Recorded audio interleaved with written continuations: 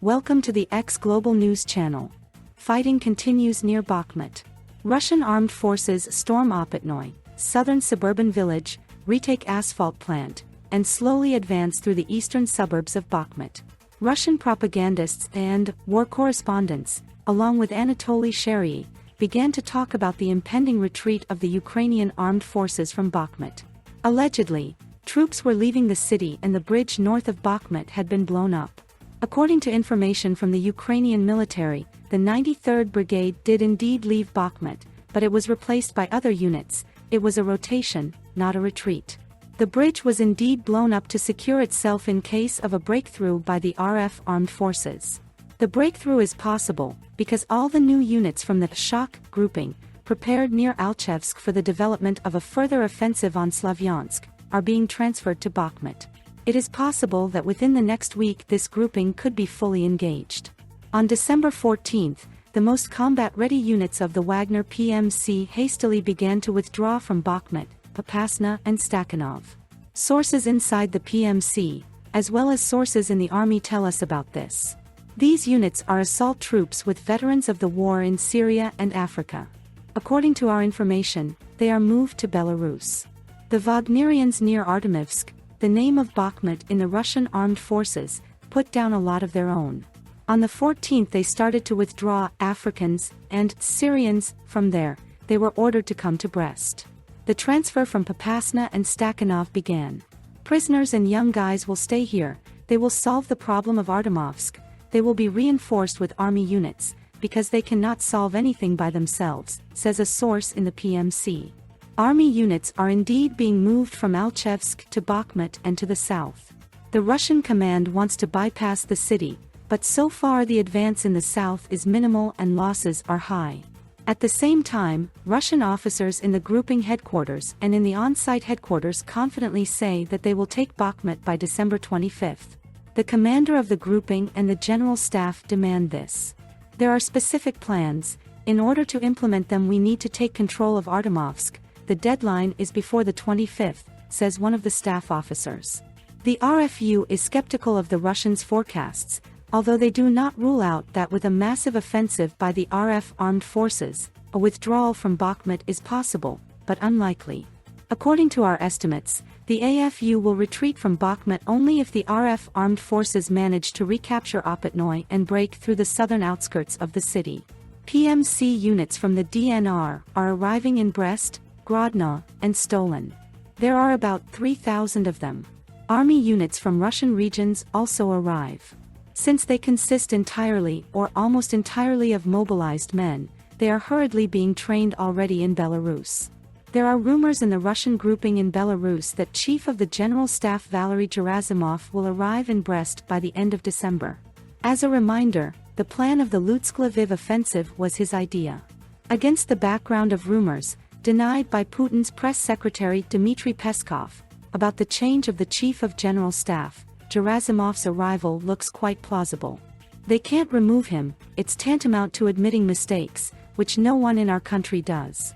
It's easier to send him to Belarus. You come up with a plan, you implement it, and someone from the deputies will be in charge in Moscow. We are told that the most likely candidate is Chief Political Officer Gormykin. He used to head the personnel department and seems to know all the most capable officers, but in reality he is just convenient and will do what he is told. An officer of the main staff of the armed forces says, if they decide to remove Gerasimov, he will be in charge of the offensive, will be at the front line and then will go on leave instead of resigning. Talks about replacing the chief of the general staff have been going on in Moscow since December 8th.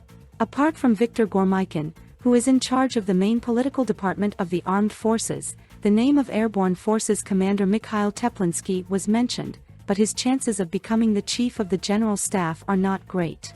He is not a staffer and too often and loudly criticized the defense minister and other superiors. Teplinsky is a fighting man. We are afraid of such people. Although he would be more useful. There will be a replacement, they will put Gormykin in.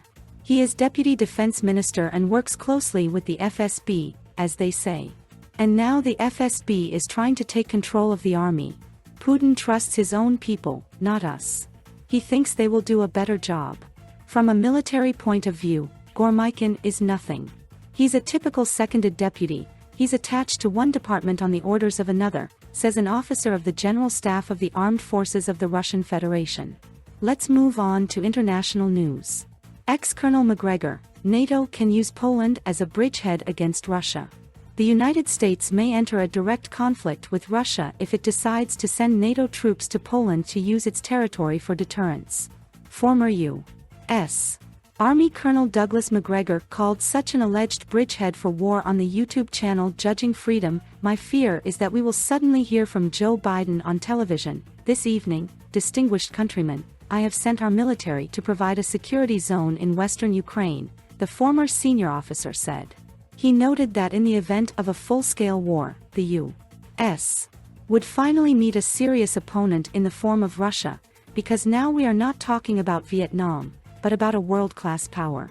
News from CNN: the next U.S. military aid package to Ukraine will include Patriot SAMs.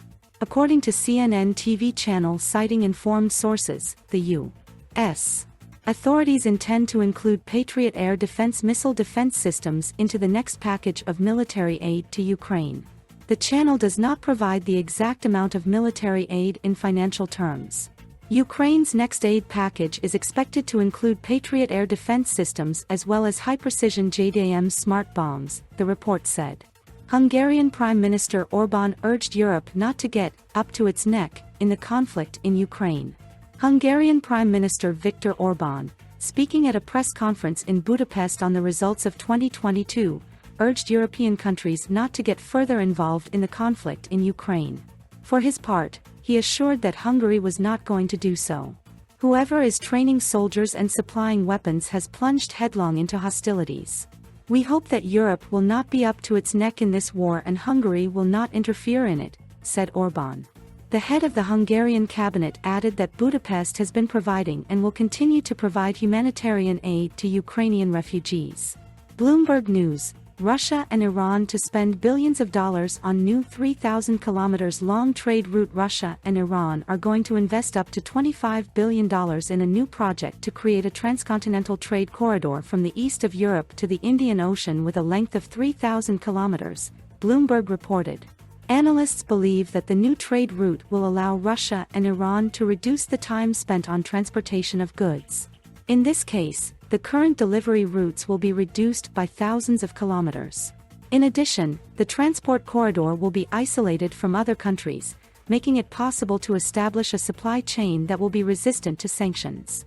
Market experts pointed out that dozens of ships from Iran and Russia are already sailing along the new route, including those with cargoes that are under sanctions.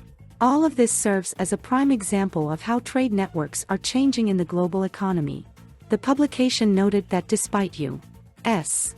statements that the United States is actively monitoring the possibility of a new trade route, the success of the plot will lie in whether Asian countries agree to be complicit in violating sanctions policies.